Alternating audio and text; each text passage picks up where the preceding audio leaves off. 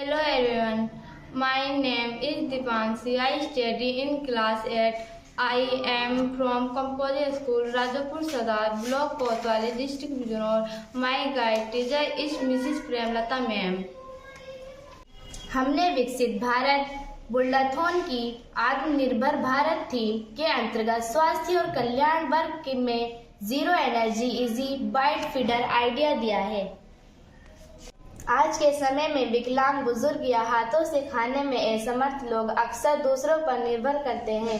उनकी इन्हीं समस्या के संदर्भ में मेरा यह नवाचार समाधान प्रस्तुत करता है। इस समस्या को हल करने के लिए हमने zero energy easy bite feeder बनाया है, जिसे चलाने के लिए किसी ऊर्जा की आवश्यकता नहीं होती तथा यह सस्ती और घरेलू स्तर पर बनाने वाली तकनीक से तैयार हो जाता है। इसे बनाने के लिए हमने निम्नलिखित सामग्री चाहिए: पुराना साइकिल, पेडल और चेन सेट, लोहा या एल्युमिनियम की रॉड, स्टील या प्लास्टिक की चम्मच, लकड़ी या लोहे का फ्रेम, स्प्रिंग, बोल्ट, नट, बियरिंग। सबसे पहले लोहे या लकड़ी का फ्रेम तैयार करते हैं।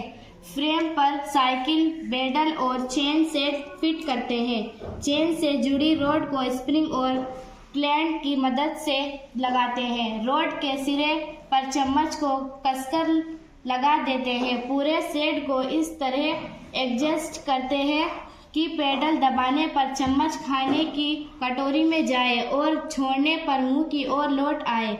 जब व्यक्ति पैर से पेडल दबाएगा तो चेन घूमेगी और रॉड नीचे की तरफ जाएगी।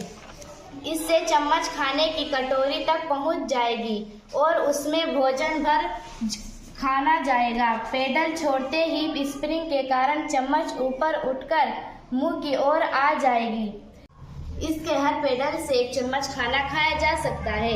इस बाइट फीडर में सॉफ्ट या अधर तरल भोजन जैसे दलिया, खिचड़ी या सूप ही खाया जा सकता है।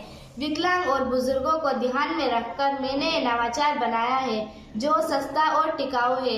यह बाइट फीडर कम लागत में आसानी से बनाया जा सकता है, जो सस्ता और टिकाऊ है, जिसे बनाने के लिए किसी बैटरी या बिजली की आवश्यकता नहीं होगी।